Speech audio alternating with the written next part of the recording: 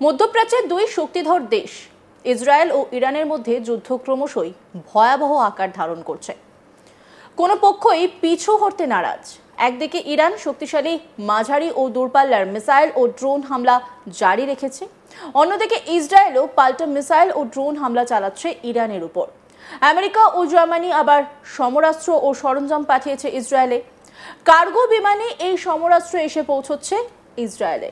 কিন্তু জানেন কি, ইরানের উপর এই মিসাইল হামলার জন্য ইসরায়েলের প্রতিদিন কত খরচ হচ্ছে? শুনুন, ইরানে মিসাইল ছুটতে প্রতিদিন ইসরায়েলের খরচ হচ্ছে 1700 কোটি টাকা। ওয়াল স্ট্রিট জার্নালের একটি রিপোর্ট বলছে, ইরানের হামলা প্রতিহত করতে ও পাল্টা হামলা চালাতে প্রতিদিন প্রায় $200 মিলিয়ন খরচ হচ্ছে ইসরায়েলের। ভারতীয় মুদ্রায় যা 1700 কোটি টাকা। সবচেয়ে বেশি খরচ হচ্ছে ইরানের মিসাইলকে প্রতিহত করার কাজে। ইরানের মিসাইল প্রতিহত করতে ডেভিড স্লিং ও অ্যারো 3 ব্যবস্থা রয়েছে ইসরায়েলের।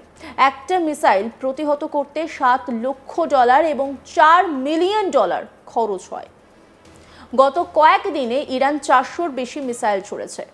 মিসাইল প্রতিহত করতে ডেভিড স্লিং ও অ্যারো 3 ব্যবস্থা সক্রিয় করতে হয়েছে। এছাড়া ইরানে হামলা চালানোর জন্য ফাইটার জেট F-35 1000 মাইলেরও বেশি উড়ে গিয়েছে। এই ফাইটার জেট উঠতে বিপুল পরিমাণ জ্বালানির প্রয়োজন।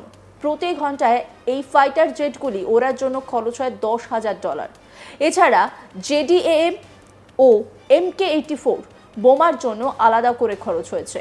ইরানের সঙ্গে সংঘাত 1 মাস ধরে জারি থাকলে ইসরায়েলের $12 বিলিয়ন খরচ হতে পারে। ফলে ইরানের সঙ্গে সংঘাত দ্রুত শেষ করার জন্য নেতানিয়াহুর ওপর চাপ বাড়ছে। এছাড়াও ইরানের হামলায় কয়েকশো বাড়ি ক্ষতিগ্রস্ত হয়েছে ইসরায়েলে। 5000-এরও বেশি মানুষকে স্থানান্তরিত করতে হয়েছে। যে পরিমাণ বাড়ি ক্ষতিগ্রস্ত হয়েছে তা মেরামতের জন্য প্রায় $400 মিলিয়ন খরচ হবে, এমনই হিসেব দিয়েছেন সে দেশের ইঞ্জিনিয়াররা। এছাড়া ইসরায়েলের সবথেকে বড় তেল শোধনাগারটিও বন্ধ রয়েছে ইরানের হামলার জেরে। ফলে সেখান থেকে আয়ের পথও বন্ধ রয়েছে।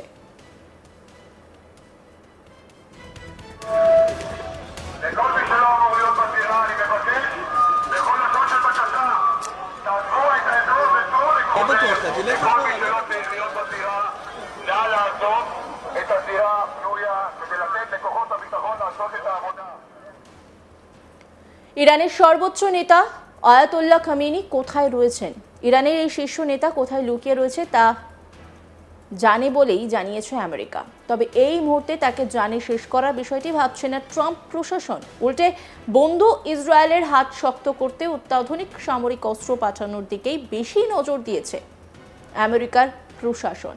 ইতিমধ্যে আমেরিকা ও জার্মানি থেকে বিশাল কার্গো বিমানে করে ইসরায়েলে পাঠানো হয়েছে প্রচুর অস্ত্র সরঞ্জাম।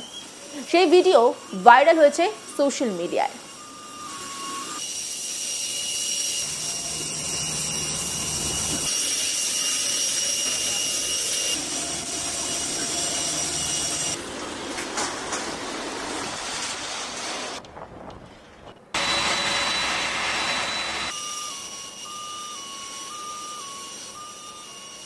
জানা গেছে, ইতিমধ্যে মোট 14টি বিমানে ইসরায়েলে এই সমরাস্ত্র পাঠিয়েছে আমেরিকা ও জার্মানি। বৃহস্পতিবার 19 জুন বিষয়টি নিশ্চিত করেছে ইসরায়েলের প্রতিরক্ষা মন্ত্রকও।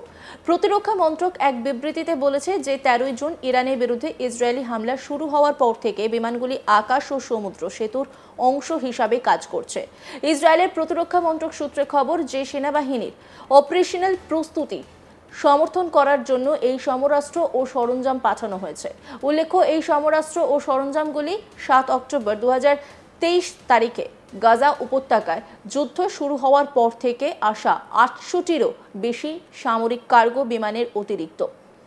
যদিও এই সমরাস্ত্রগুলির মধ্যে কি রয়েছে সে বিষয়ে মুখ খোলেনি ইসরায়েলের প্রতিরক্ষা মন্ত্রক। ওয়াশিংটন ও বার্লিনও এ নিয়ে সরাসরি কিছু বলেনি।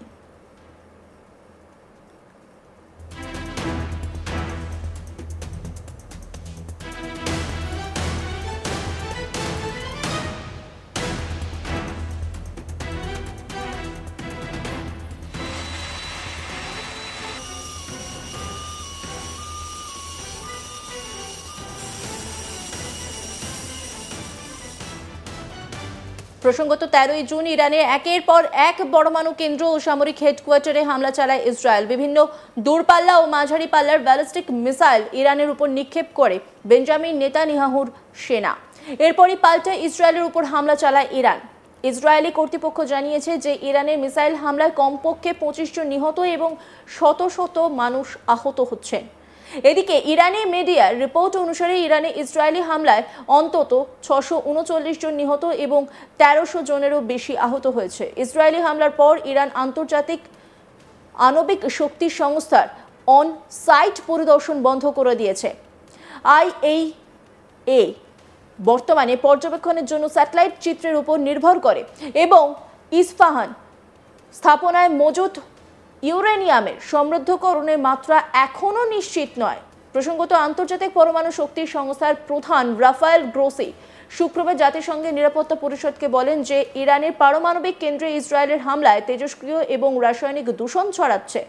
ইসরায়েল নাতনাজ পারমাণবিক স্থাপনার ভূগর্ভস্থ অংশ ধ্বংস করছে। কোনো ক্ষতির ইঙ্গিত পাওয়া যায়নি, তবে বিদ্যুৎ বিভ্রাটের ফলে সেন্ট্রিফিউজগুলি প্রভাবিত হতে পারে। তেজস্ক্রিয় এবং রাসায়নিক দূষণ ছড়াচ্ছে। বর্তমানে ইরান কর্তৃপক্ষ আমাদের ফোটো জ্বালানি কেন্দ্র এবং ইস্পাহানের হামলার বিষয়ে জানিয়েছে। এই মুহূর্তে আপনাদের কাছে পর্যাপ্ত তথ্য নেই বলেও জানানো হচ্ছে। প্রসঙ্গত ইসরায়েলি হামলার যোগ্য ও ভয়ঙ্কর জবাব দিচ্ছে ইরান। ফাতা-1 মিসাইলের পাশাপাশি ইরানের হাতে থাকা সাজ্জিল মিসাইলও ইসরায়েলের ছুটছে ইরান। ইসরায়েলের এয়ার ডিফেন্স সিস্টেম কিন্তু ইরানের হামলা পুরোপুরি রুখে দিতে পারেনি। ইরানের বেশ কয়েকটি প্রশাসনিক ভবন, হাসপাতালেও আছড়ে পড়ছে ইরানের দূরপাল্লার ব্যালিস্টিক মিসাইল। এর মধ্যে রয়েছে ইসরায়েলি সেনাবাহিনীর বৃহৎ কমান্ডো গোয়েন্দা ঘাঁটি।